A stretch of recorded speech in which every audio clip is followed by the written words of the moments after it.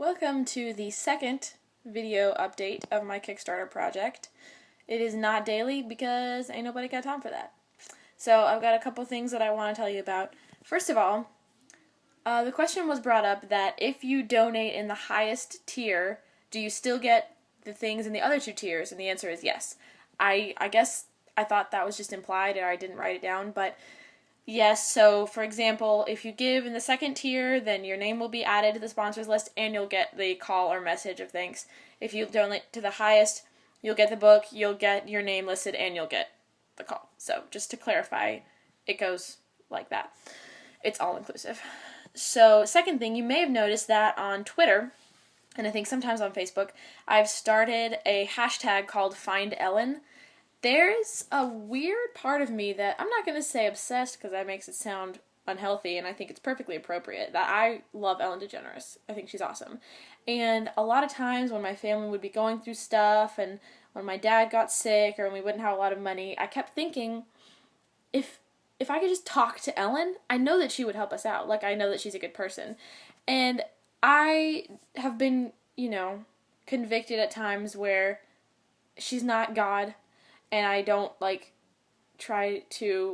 don't want her to take the place of God and, my prayers and things. I don't do that.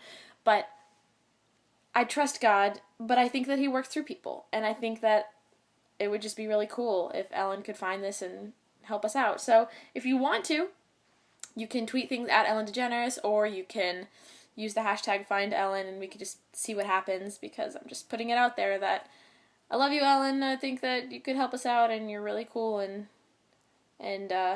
thanks for everything awesome that you do. So those are the updates that I wanted to give you. But I just want to talk about life for a second. Today was the first day that I didn't receive any money, and I don't know. I just start thinking about things. I'm the sort of person who overanalyzes, so don't take this personally or too seriously or anything, but I just think about things, and I'm like, what is this really about, and what am I really doing? And I realized that I've never really told you guys the content of the book. I've told you why I'm writing it and kind of how, but not really what it's about. So I wanted to just share with you guys a little bit of that, because I feel like I want people to understand where I'm really coming from to be behind this project. So it's really a story about my issues. That sounds bad. I call it a premature memoir, where I write things, as if it were a memoir, but as if I were 60 years old, where I follow out potential threads, things that could happen in my life, and I write about them as if they already have happened. Things that scare me. And it became a way for me to deal with things that I was afraid of by writing them out and processing it like that. So, for example, what if I never get married and I end up single for the rest of my life?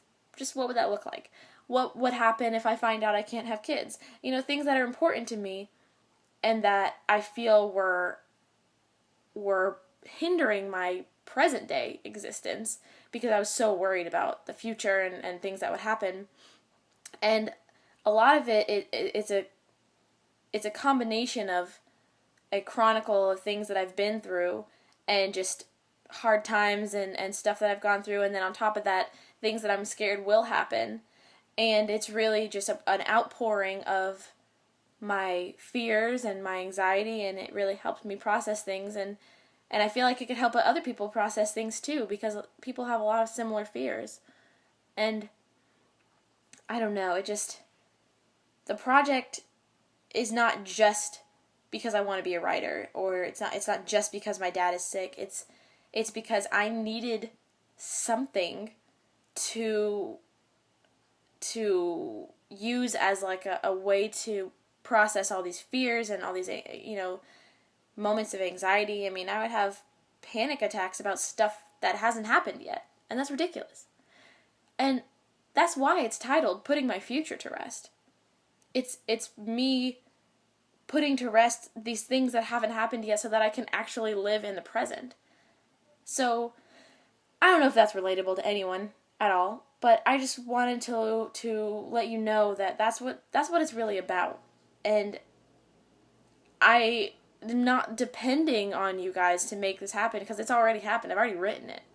But I just really feel like a lot of people could benefit. Like I've shared it with some people and they've been like, "Wow, this really speaks to me." And I want to see other people come through things. I want to impact them in that way. And I feel like it's a large part of what God wants me to do too.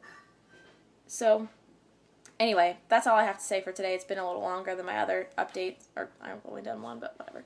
So, just keep things going, and I'll talk to you guys soon. Bye.